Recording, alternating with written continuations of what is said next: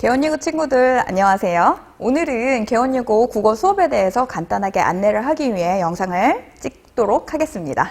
자, 어떤 안내냐면 우리가 지금까지 어떻게 국어 수업을 해왔는지, 그리고 앞으로 내신 대비를 위해서, 그리고 학교 과제 수행을 위해서 어떻게 국어 수업을 진행할지에 대해서 간단하게 얘기를 하도록 할 거예요.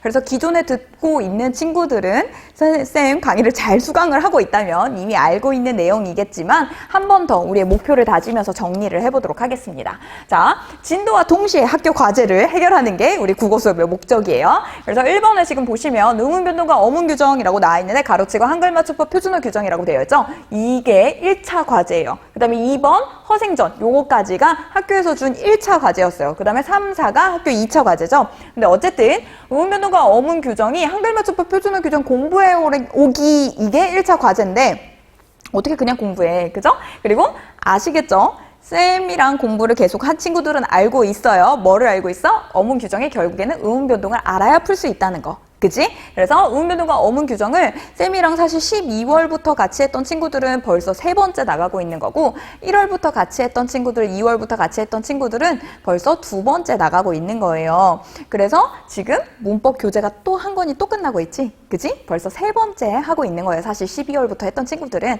그래서 내신 대비 때 또 반복을 할 거니까 걱정하지 마시고, 요거는 해결이 된 거고, 그 다음에 2번 허생전 같은 경우에는 교과서가 없는데 허생전을 어떻게 읽어요? 라고 하는 친구들이 있어서 쌤이 단톡방이랑 그 다음에 우리 학원에서 운영하는 카페에 허생전의 전문을 탑재를 해놨어요. 그러니까 그거를 읽고 과제를 수행하시면 될 것 같습니다. 우리 과제 또 있지? 허생전 읽고 모르는 단어 쓰기. 자, 그 다음에 3번 대화의 원리 이렇게 돼 있는데 이게 님들 교과서에 1단원이에요. 단원으로 치면 사실 1번 의문변동과 어문규정이 님들 교과서 3단원에 나오는 내용이고 허생전은 2단원에 들어가 있어요. 그 다음에 대화의 원리는 1단원에 나오는 내용이에요. 그래서 여기 보시면 근데 어렵지 않아, 과제가. 사과, 부탁, 건의하는 상황에서 기분 좋게 대화한 경험, 기분 나쁘게 대화한 경험을 떠올려서 각각 이유와 함께 기록해오기 이렇게 되어 있어요. 그래서 이 과제 같은 경우에는 써서 간략하게 써서 쌤한테 보내주시면, 분량에 너무 제한받지 말고 쌤한테 보내주시면 맞춤법이랑 띄어쓰기 이런 거는 잘 모르는 친구들이 많아요. 그리고 내가 막상 써봐야 사실 뭐가 틀렸는지를 확인할 수 있는 경우가 많거든. 그래서 써서 저한테 보내주시면 제가 첨삭을 해드린다고 얘기를 했어요. 그 다음에 4번 매체 연관 논술 연습이라고 되어 있는데 이거는 우리 얘기했지, 그치? 뭐예요? 작년 1학기 1차 개원예고 수행평가였어요. 그래서 수행평가를 사실 지금 연습해오라고 2차 과제로 학교에서 올라온 건데, 우리가 보통 원래는 이제 정상적으로 우리가 학교에 등교를 했다면 어떻게 진행되냐면 제프에서는 4월 초에 있는 4월 첫째 주에 보통 수행평가를 보게 돼요. 4월 첫째 주 수행평가를 위해서 3월 둘째 주, 셋째 주, 넷째 주 해가지고 못해도 적어도 5번 정도 이 논술 연습을 하게 돼요. 그래서 여러분이 직접 써오면 제가 그거를 다 받아서 첨삭을 다 해가지고 어느 부분이 잘못됐는지, 그리고 학교 기준에 맞게 학교 평가 기준이 있거든. 그래서 그 평가 기준에 맞게 20점 만점에 몇 점을 받을 것 같다, 어느 점이 문제점이다, 이걸 고치면 더 좋을 것 같다, 이런 거를 첨삭을 다 해서 점점 나은 방향으로 나아가거든요. 근데 우리 지금 그게 사실 안 되는 상황이고 이게 과제로 올라왔잖아요. 그래서 이거를 님들이 해서 저한테 보내주시면 제가 인쇄를 해서 그걸 다 첨삭을 한 다음에 다시 스캔을 해서 여러분께 보내드리는 방식으로 지금 진행을 하려고 합니다. 그러니까 요거는 꼭 해오셔야 되는데, 지금 내용 보시면 반려견, 유기견, 안락사와 연관된 유튜브 영상을 찾아보고 800자 내외로 자유논술 해오기라고 되어 있고, 문제가 뭐야? 원고지 사용법 익히기라고 되어 있어요. 그래서 원고지 사용법에 관한 설명도 해줄 거고, 그 다음에 이 내용과 관련해서 어떻게 논술을 써야 되는지도 강의에서 설명을 해줄 거예요. 그러니까 강의를 잘 들으시길 바라고, 그 다음에 5번에 보시면 자습서 평가 문제집이라고 되어 있죠. 제프에서는 기본적으로 국어 수업은 자습서 평가 문제집을 가장 기본으로 나갑니다. 왜? 교과서 걸 복습을 한 번 더 해야 되니까. 그래서 자습서 평가 문제집, 이거 청재 박영모 님들 교과서예요. 개원예고 국어 교과서, 고등 국어, 이거에 해당되는 자습서 평가 문제집을 구입하셔서 4월에 둘째 주부터 시작하게 될 내신 대비 수업을 같이 들으시면 됩니다. 그래서 이렇게 해서 자습서 평가 문제집으로 자습서 한 번, 평가 문제집 한 번, 벌써 2번 보는 거고, 학교에서 교과서로 또 공부를 하잖아. 3번 보죠. 그런 다음에 학원 제프의 자체 교재, 내신 대비 교재로 또 4번, 거기다가 쌤이 또 문제를 학교 거가 정말 유사하게 출제를 또 해요. 변형을 해서. 그렇게 해서 못해도 내신 대비 내신 시험 기간에 못해도 학교 시험지랑 거의 유사하게 저랑 5번, 6번을 문제를 풀게 됩니다. 학교 시험지랑 거의 똑같이 서술형까지. 그래서 쌤이 채점을 해서 서술형에서는 어느 부분에 감점의 여지가 있다, 조심해야 된다, 이런 것까지 다 확인을 해줄 거예요. 그러니까 요렇게 우리가 진행된다는 거 한 번 더 확인을 하시고 꼼꼼하게 잘 따라오시면 좋을 것 같습니다. 여러분, 지난 시간에 이어서 학교 과제 2차 숙제가 올라왔는데요. 어떤 내용이었냐면 올림포스 1강에서 3강까지 강의를 듣고 오는 거였고요. 그리고 학교 프린트 3개가 추가로 올라왔습니다. 우리가 지난 시간에 숙제 1차로 올라왔었던 것이 마무리되고 오늘부터는 2차 숙제를 시작할 예정입니다.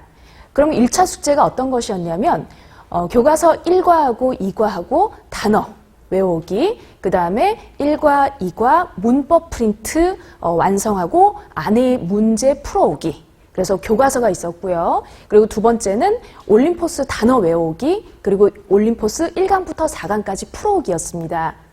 자, 여기까지가 지난 2주간 여러분이 열심히 숙제를 해서 완성했던 부분이고 오늘부터는 개원예고 2차 숙제가 시작인데 그 첫 번째 시간으로 올림포스 1강에서 3강까지 내용을 다 들어오기였는데 오늘은 1강, 다음 시간에는 2강, 3강 이렇게 이어질 겁니다. 그리고 학교에서 문법 프린트 3개가 올라왔는데 올림포스 1강하고 프린트 1개, 올림포스 2강하고 프린트 1개, 올림포스 3강하고 프린트 1개 이렇게 하면 3번의 강의로 마무리가 되고 그리고 4월 6일 날 개학하시면 되겠습니다. 자, 그래서 오늘은 지난 시간에 지난주에 올림포스 1강을 했었는데 그중에서 가장 어려웠던 어널리시스를 아주 깊고 정확하게 끊어읽기를 했었어요. 그런데 1강부터 3강까지 여러분이 푼 것을 카카오톡으로 올려주셔서 찍은 것을 선생님이 봤는데 답 근거 표시한 것을 이제 선생님한테 첨삭받았었죠.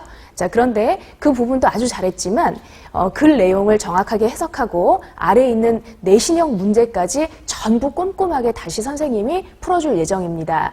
그리고 EBS 사이트에서 선생님께서 들어가지고 오라고 등교하라고 하셨는데 선생님이 EBS 강의하고 다른 점이 뭐냐면 아주 정확하게 해석하는 것도 있겠지만 아래 내신 문제도 꼼꼼하게 풀어주고 가장 차별화된 점이 뭐냐, 내신에서 출제가 될 것이라고 예상되는 변형 문제까지 선생님은 풀어주는 거거든요. 그래서 훨씬 더 정확하고 꼼꼼할 겁니다. 자, 그러면 오늘 1강에서 나머지 3문제 여러분이 풀었던 것을 다시 복습하면서 그리고 내신 준비한다는 생각으로 꼼꼼하게 독해 시작하도록 하겠습니다. 안녕하세요. 오늘은 개헌예고 공지사항에 올라온 고1들 가정학습 자료를 준비해봤습니다. 오늘 이제 설명드릴 내용은 이 가정학습을 어떻게 여러분들께 전달시키고 내신 과정은 어떻게 준비를 할 것인지에 대해서 간략하게 설명해드리도록 하겠습니다. 일단 이 자료를 보면 여기 지금 교과서라고 나와 있는 부분들이 보일 겁니다.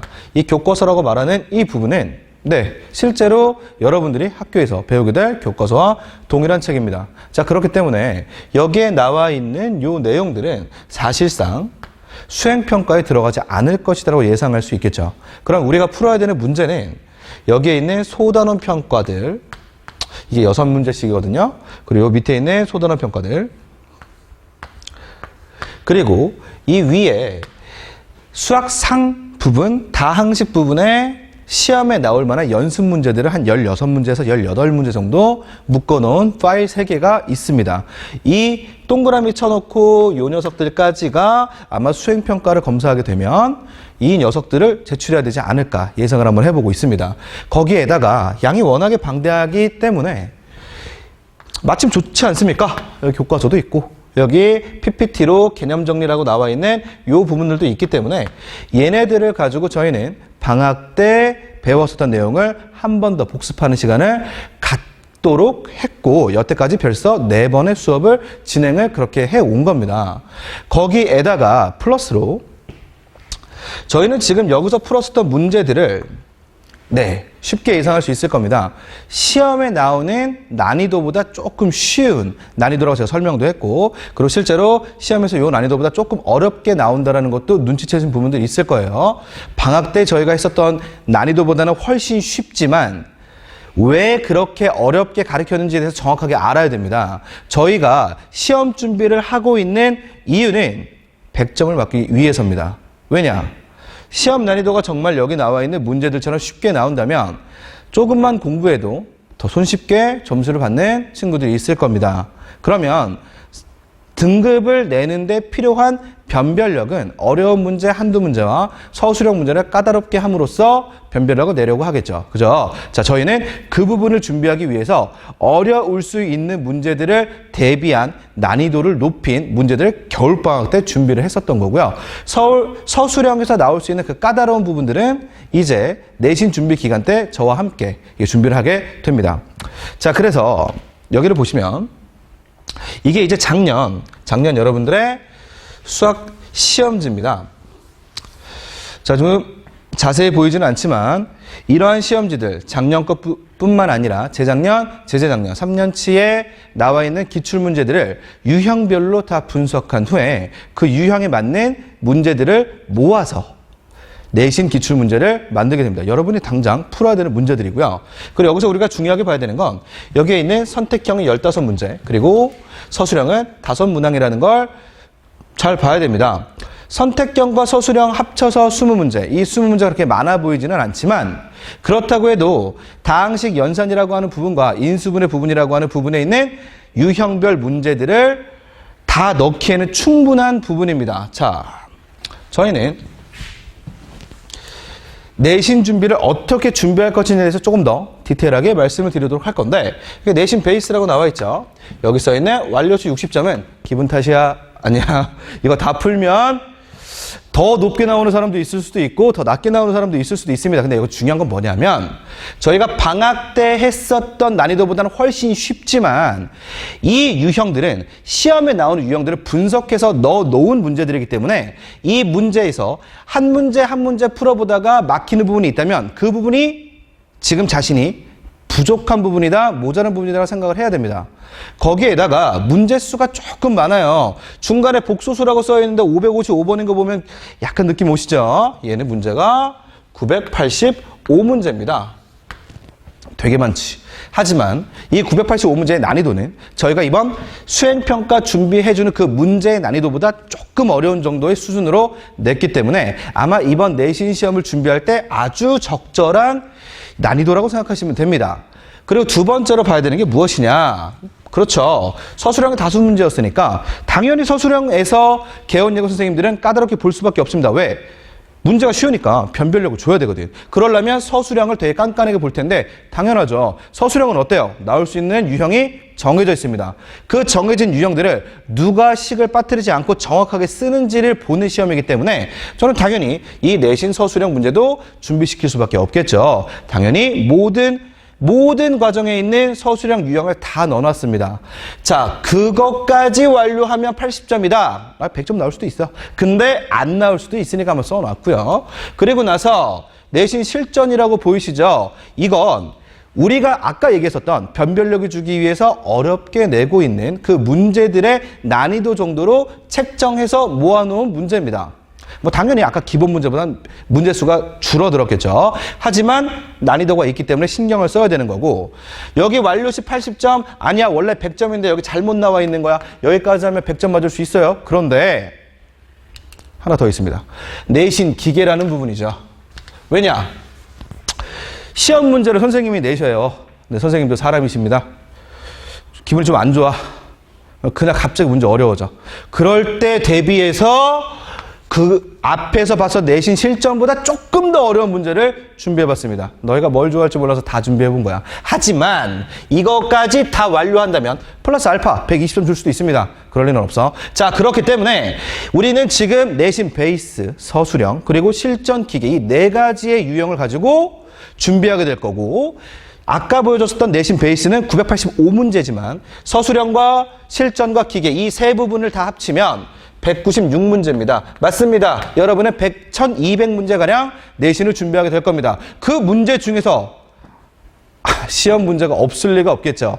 그리고 나서 시험 보기 바로 일주일 전에 제가 엄선한 50문제짜리 책을 하나 더 드릴 겁니다. 그게 이제 마무리가 되겠죠. 자, 그렇게 저희는 내신 준비를 하게 될 겁니다. 물론 여러분들이 이 4월달, 그리고 계약하기 전까지, 계약하고 나서라도 저한테 이제 해줘야 되는 부분은 딱 한 가지입니다. 물론 숙제를 열심히 해오는 건 당연한 거고요. 여태까지 잘들 하셨던 이런 인증 사진들. 근데 이건 좀 심하잖아. 그지? 이런 건 좀 빼고 보내주세요. 그리고 이런 부분. 이렇게 아주 잘하고 있어. 잘하고 있는데 조금만 더 했으면 좋겠어. 지금 인증하는 거 너무 잘하고 있습니다. 하지만 보면 이렇게 답만 써 있는 경우들이 종종 보여요. 풀이 과정 싹 다 쓰셔야 됩니다. 왜냐? 내가 풀이 과정들을 보고 나서 너희들이 뭐가 부족한지를 판단할 수 있기 때문입니다. 여러분, 숙제 쓸 때 답만 쓰지 마시고 인증만 하지 마시고 풀이 과정도 충분하게 써서 저한테 보여주세요. 그게 진정한 피드백이 될 겁니다. 자, 그래서 여태까지 지금 인증도 잘하고 문제도 잘 푼 여러분들 수고하셨고 남은 기간 동안 조금 더 수고했으면 좋겠습니다. 이상입니다.